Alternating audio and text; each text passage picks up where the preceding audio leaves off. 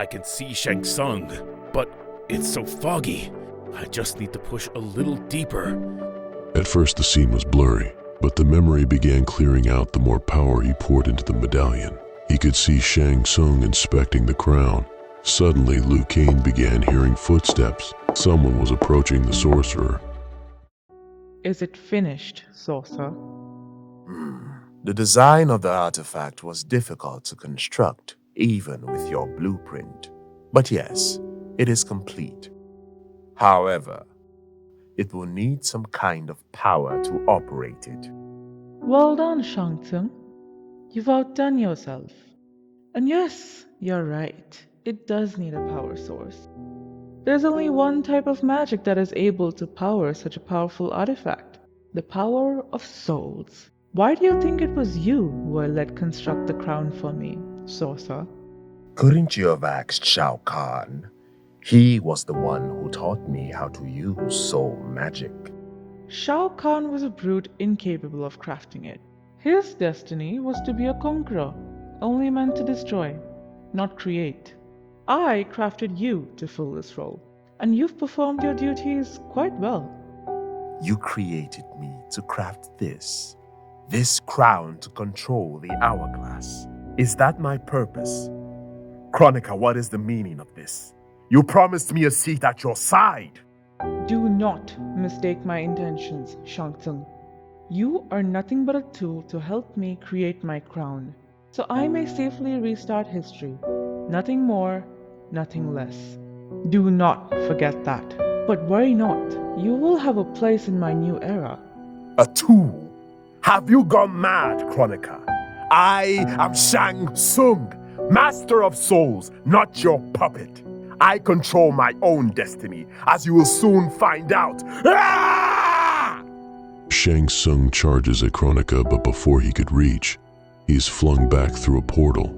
Shang Tsung awakens hours later. Everything is pitch black. As he tries to move his arms, he realizes he's been chained up. He creates a light from his right hand to illuminate the area.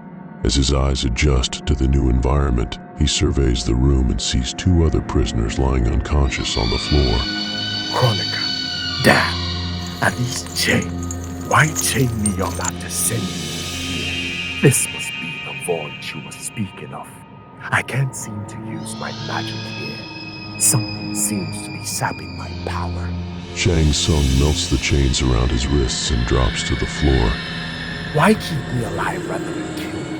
You'll regret this, Chronica. I'll show you what happens to those who betray me. Nightwolf, Fujin, of all the possible prisoners, these two people I can't stand the most. But perhaps I can use them to get out of here and back to Chronica's citadel. The memory cuts off right before Shang Tsung wakes up Fujin and Nightwolf. Raiden rips the crown off Liu Kang's head. Liu Kang then falls to the floor unconscious. He awakens back in the log cabin. What happened to Master Raiden? You finally awakened. I was beginning to worry. Why are your arms covered in bandages? You were using far too much power and your body was under a tremendous amount of stress. The crown was beginning to overtake you. You could not seem to hear me calling out to you. The only option I had was to forcibly take off the crown. Raiden takes off one of the bandages slowly. His arms was burned terribly. Liu Kang felt guilty. He should have stopped and waited till he was ready. Lord Raiden, your arms. I was too rash, and your arms are so badly burned. If only I hadn't rushed it, you wouldn't have had to put yourself in harm's way. Raiden wraps his arms again and sits at the edge of the bed. No, Liu Kang. I feared you were lost. You are our only hope of resetting the timeline. My arms are but a small price to pay if it meant you would survive the influence of the crown. Now, rest up. We will get back to your training in the morning. Rest? But I thought gods didn't need rest. When they are drained, they usually have a source to restore them. But as Earthrealm does not exist at the moment, we can't use the Jinsei chamber to recover. So in order to fully restore you, sleeping is a good secondary option. Though the process is much slower, I know I said gods don't sleep, but that doesn't mean we can't rest completely.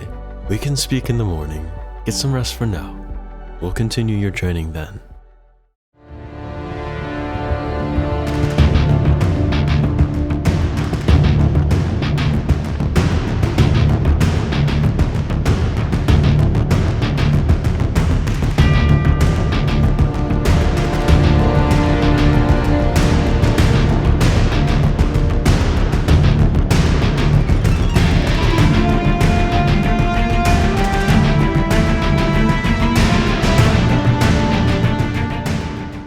So I hope you guys enjoyed the story. It took me so long to do everything, get the story set up and everything like that. And obviously I wanted to sneak in a little kind of like a prequel to the next story, where like the story itself is about Liu Kang's it's kind of like his journey from student to kind of like leading, basically just leading the way and trying to figure out how to navigate the crisis with an aging Raiden, and basically figuring out what he should do to keep furthering the objective of restarting the timeline. And that's kind of like his journey throughout the story. I don't want to give away too much, because like I think the second story is a big building block for what's going to happen towards the third and fourth story. So I kind of wanted to keep a lot of that to myself for now.